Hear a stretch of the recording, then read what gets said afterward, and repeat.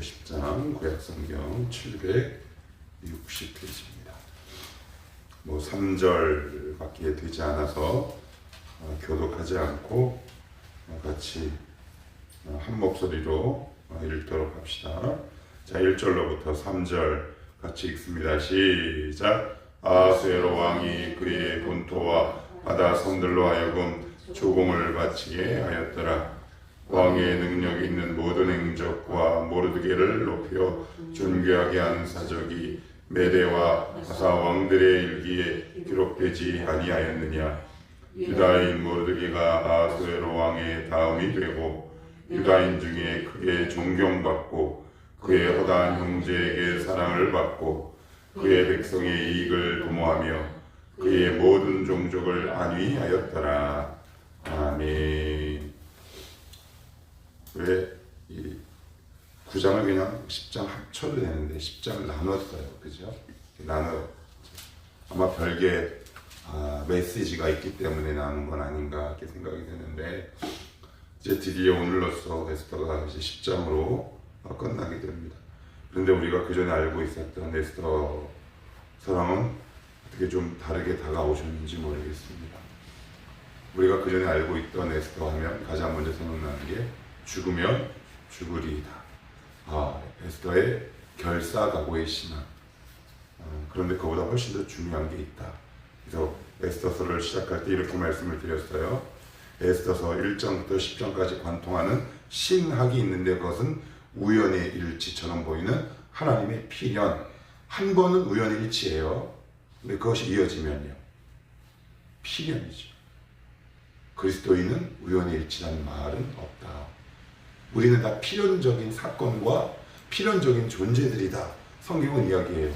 그러니까 이게 왜 중요하냐 하면 이 세상 모든 사람들은 이렇게 자기 자신에 대해서 접근을 합니다.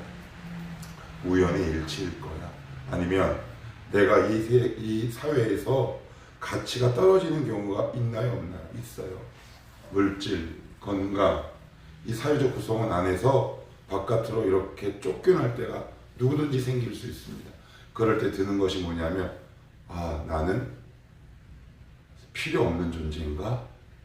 라는 생각을 하기 쉬워요. 그런데 성경은 그런 우리의 생각을 탁 통찰하죠. 무슨 이야기냐? 생각해봐라.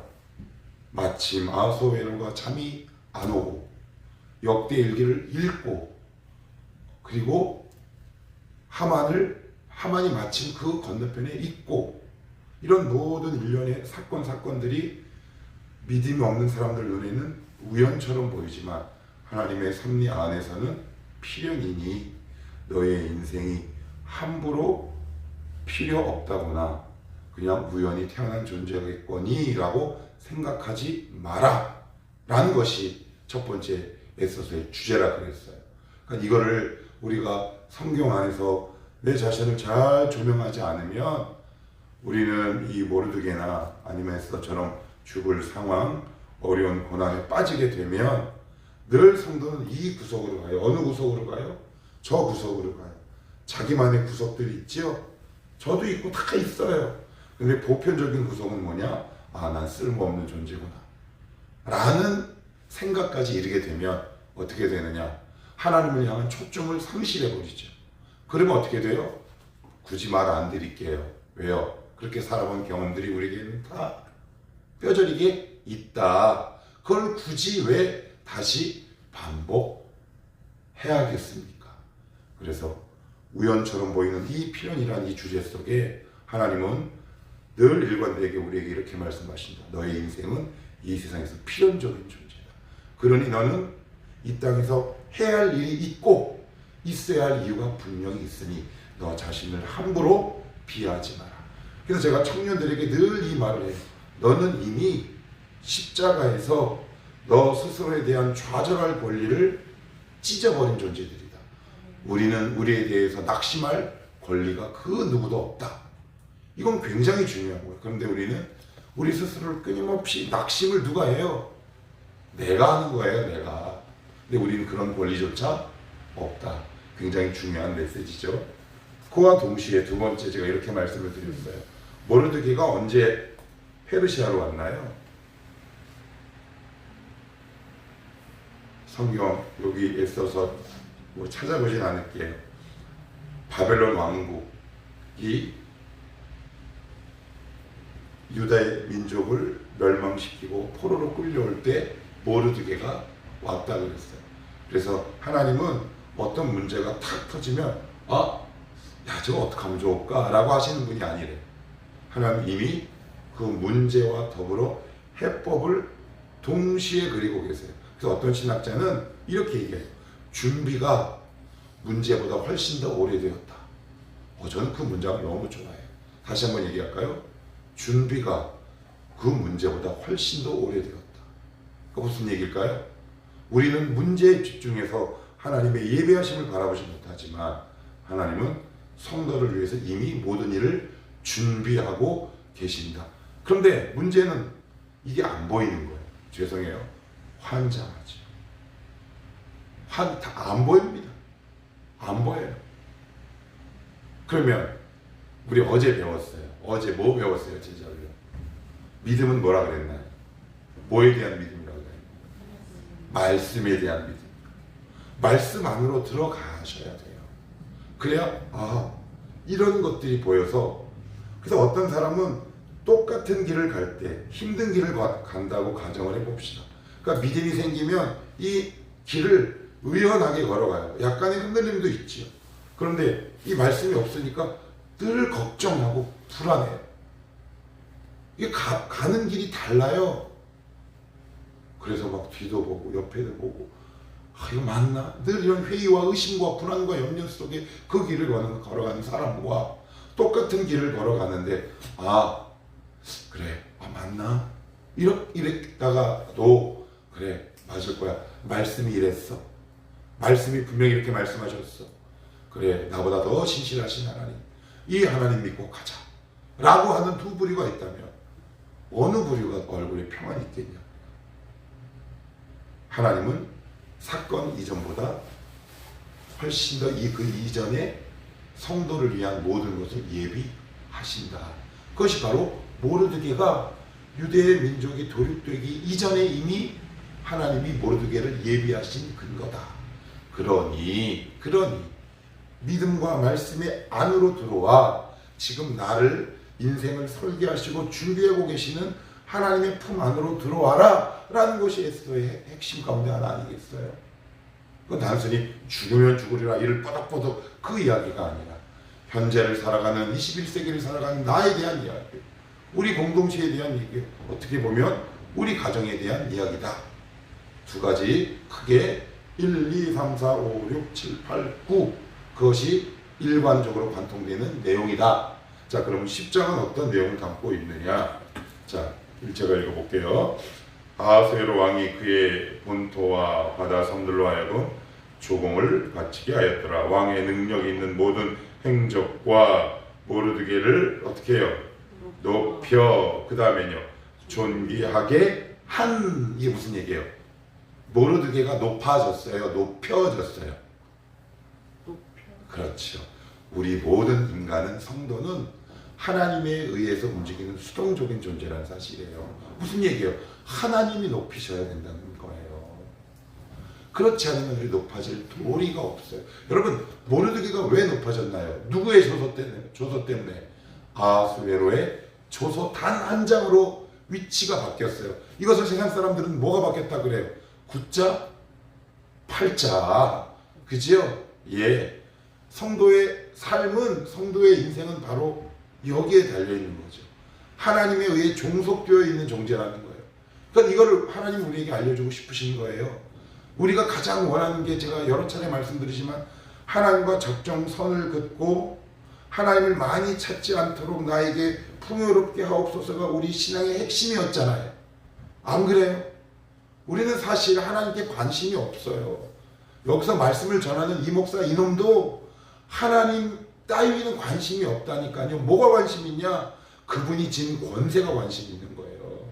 그분이 갖고 계시는 능력에 관심 있는 거예요. 그분이 갖고 있는 돈이 관심 있는 거죠. 불효자 같은 놈입니다, 저도.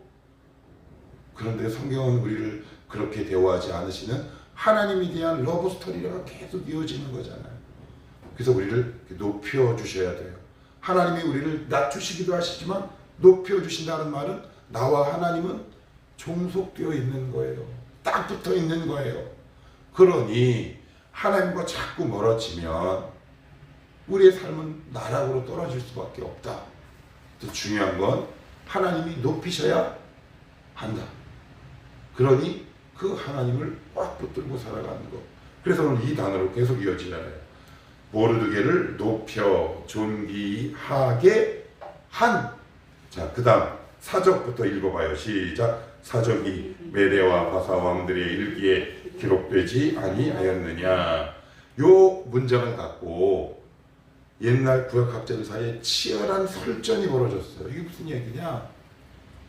옛 바사 페르시아 문헌을 아무리 봐도 고위직이라면 이름이 등장해야 되잖아요. 등장하지 않는 거예요. 그런데 최근에 한 문서가 발견됐는데 거기에 한 이름이 이렇게 기록되어 있어요. 마르두카. 그것을 지금 현대어로 바꾸면 모르드게. 뭔 얘기를 하는 거예요? 가짜다 사실이다. 사실. 이게 왜 중요해요? 그러니 너희들도 이 사실이 너희들에게 현실이 될 것이다 라는 거예요. 이걸 말씀을 통해 확인하셔야죠. 이게 말씀을 아예 안 보니까 뭐야 이거? 기록되냐? 뭐 그래서 나라. 우리는 믿음의 수준이 여기서 머물 수밖에 없어요. 하나님은 뭐라 그러시는 거예요? 사적이 메대와 바사 왕들의 일기에 기록되지 아니하였느냐. 기록되었다는 말은 역사란 얘기겠죠. 사실이란 말이에요. 이 말인즉슨 여기에 기록된 것이 사실이라면 나도 뭐예요? 사실이라는 거예요. 나도 이런 일이 얼마든지 일어난다라고 성경은 얘기해요. 그러니까 우리는 이게 말씀을 안 읽으니 이게 잘 모르는 거지. 다시 볼게요. 사적이 메대와 바사 왕들의 일기에 기록되지 아니하였느냐. 믿음은 현실이에요. 그래서 그 유명한 믿음에 관해서 나오는 몇 가지 성경의 장들이 있는데 히브리서 여러분들이 우리 정 사장님 바로 안 나오시는군요. 믿음은 자, 믿음장이 히브리서 몇 장입니까? 11장. 믿음은 바라는 것들의 실상. 실상이 뭐예요? 눈으로 볼 수 있는 것들이요. 그러니까 뭘 통해만 볼 수 있는 거예요? 믿음이라는 안경을 통해서만 볼 수 있는 것들. 그게 다른 말로 실상. 믿음을 가지면 그것이 나에게 현재가 되고 현실이 될 수 있는 것들. 성경은 그것을 끊임없이 말씀하고 있는 거잖아요. 그러니까 이게 없으니, 믿음이라는 안경이 없으니 내 안경을 갖고 모든 사물을 바라보니 불안하죠. 두렵죠. 답이 없죠. 얼굴에 평안이 없습니다. 늘 진실의 미간, 맛집에서나 볼 수 있는 진실의 미간이 내 영혼 속에 가득해요. 저 사람은 왜 이렇게 얼굴 속에 근심이 가득한가. 그래요. 어제도 제자훈련 하다가 우리 이금달 집사님 막 흉을 봤어요. 아우, 우리 이금달 집사님 막 흉을 봤는데 좋은 흉 봤어요. 얼굴이 점점 예뻐지신다고. 그 큰 소 같은 큰 눈 안에 하나님의 은혜와 평강이 더 깊어지시는 것 같아요. 왜요? 믿음은 현실이기 때문에, 역사가 일어나기 때문에 그러지 않겠습니까? 이런 사실과 이런 은혜가 동화가 아니라 여러분들 삶 속에 현실이 되시기를 축복합니다. 그래야 교회 다니는 맛, 예수 믿는 맛이 생기는 거 아니겠습니까? 자, 우리 마지막으로 3절 같이 한 번 더 읽고 정리합시다. 시작. 유다인 모르드게가 아수에로 왕의 다음이 되고 유다인 중에 크게 존경받고 그의 허다한 형제에게 사랑을 받고 그의 백성의 이익을 도모하며 그의 모든 종족을 안위하였더라. 그래 여기 보시면 왕의 다음이 되고 유다인 중에 크게 존경받고 모두 수동형이에요. 하나님이 받게 하셨어요. 이게 무슨 얘기예요? 하나님의 은혜가 들어가는 사람에게 나타나는 특징 아니에요? 존경과 사랑을 받는 거죠. 신뢰받는 인생이 되는 겁니다. 하나님의 은혜가 있는 곳, 하나님 우리에게 주신 믿음이 우리 영혼 속에 차고 넘칠 때 여러분 사람에게도 존귀함을 받는 거 아십니까? 하나님께도 존귀함을 받게 되는 거죠.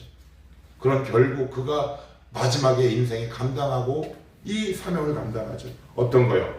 백성의 이익을 도모하며 그의 모든 종족을 안위하였더라. 저와 여러분들은 이 자리까지 가셔야 하는 거예요. 모든 종족을 안위하고 그의 백성의 이익을 도모했다. 은혜와 믿음과 거룩한 것들, 이 신령한 모든 것들이 자기 안에 갇히지 않은 거죠. 누군가를 향한 바깥으로 그 믿음의 외연과 경계가 점점 확장되었던 거예요. 이 자리까지 여러분들이 가시기를 축복합니다. 자, 그러면 어떻게 해요? 우연의 일치라는 이 세상에 신념이 판치는 곳에서 필연임을 바라볼 수 있는 믿음이 우리에게 너무 필수적인 거죠. 말씀이 필수적인 거죠.